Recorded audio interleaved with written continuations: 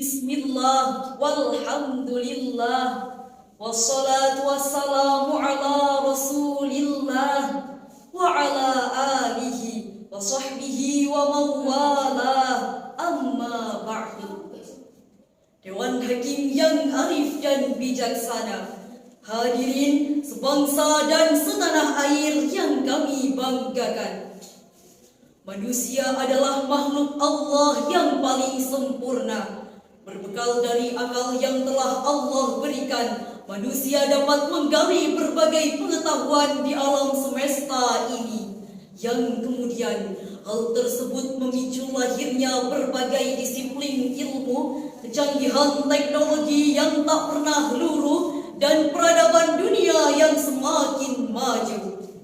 Seperti halnya saat ini, kita sedang berada di era Society 5.0 yang merupakan the Big Bang of Information.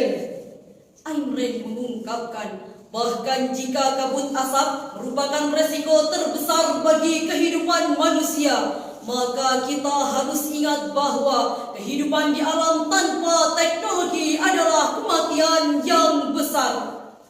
Hal ini menunjukkan bahwa teknologi telah menjadi bagian hidup manusia. Salah satunya adalah media sosial yang marak digunakan sebagai media komunikasi, mulai dari kalangan balita, remaja hingga tua renta. Namun sayang hadirin, saat ini media sosial telah banyak disalahgunakan sehingga muncul isu-isu yang tak dapat dipertanggungjawabkan, penipuan yang berujung kerugian, bahkan pergaulan yang menyebabkan pembunuhan. Oleh karena itu, pada kesempatan kali ini, izinkan kami menyampaikan syarahan Al-Quran yang bertajuk Etika Bermedia Sosial, Perspektif Al-Quran, dengan rujukan Al-Quran Surah Al-Hujurat ayat 6.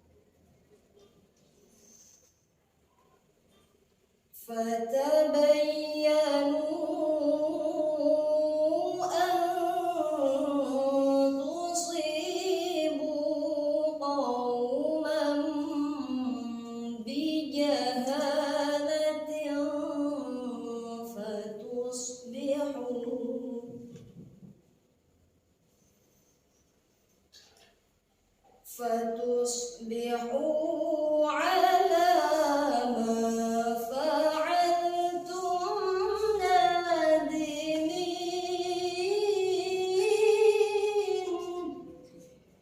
Hamba berlindung kepada Allah dari godaan syaitan yang terkutuk, dengan menyebut asma Allah yang Maha Pengasih, Maha Penyayang. Wahai orang yang beriman, jika seorang fasik datang kepadamu membawa berita penting, Maka periksalah dengan teliti agar kamu tidak mencelakakan suatu kaum karena ketidaktahuanmu itu, yang berakibat kamu akan menyesali perbuatanmu itu. Hadirin rahimakumullah, Profesor Dr. Muhammad Quraish Shihab dalam Tafsir Al-Misbah jilid 12 halaman 587 sampai 590 menjelaskan bahwa lafaz naba adalah berita yang penting, sedangkan lafaz khabara adalah kabar secara umum, baik penting maupun tidak. Ayat ini mengandung pesan bagi kita akan pentingnya memilih informasi yang dapat kita terima dan memilah pula informasi yang dapat kita ketahui. Menurut ilmu ma'ani, ayat ini merupakan jumlah insya'iyah yang mengandung suatu instruksi.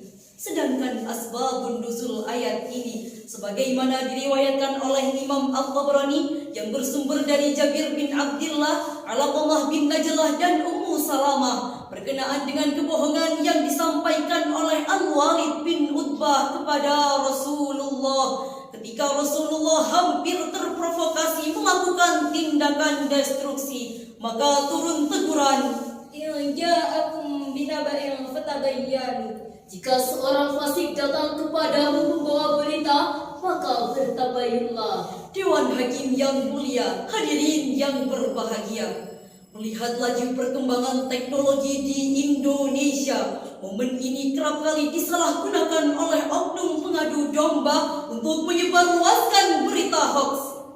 Hadirin, hoax merupakan salah satu bentuk cybercrime yang seringkali dianggap remeh, padahal dampaknya sangat besar bagi kehidupan sosial masyarakat. Kementerian Komunikasi dan Informatika telah mengidentifikasi sebanyak 425 isu hoax yang beredar di website dan platform digital selama triwulan pertama tahun 2023. Di mana jumlah ini lebih tinggi dibandingkan triwulan pertama tahun 2022. Bahkan tim AIS Kementerian Kominfo menyebutkan ada sebanyak 11.357 isu hoax terhitung sejak Agustus 2018 hingga Maret 2023. Hadirin, dilansir dari kompas.com, baru-baru ini beredar berita hoax di media sosial yang mengklaim bahwa Menteri Agama Republik Indonesia memindahkan sholat Jumat di hari Sabtu.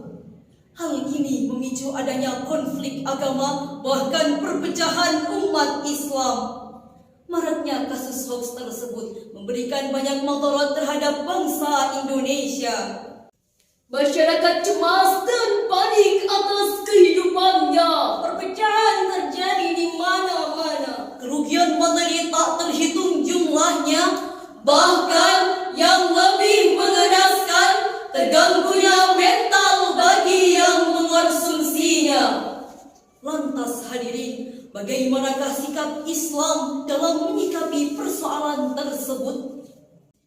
Sebagai jawabannya, marilah kita renungkan kembali firman Allah dalam Al-Quran Surah Ali Imran ayat 104.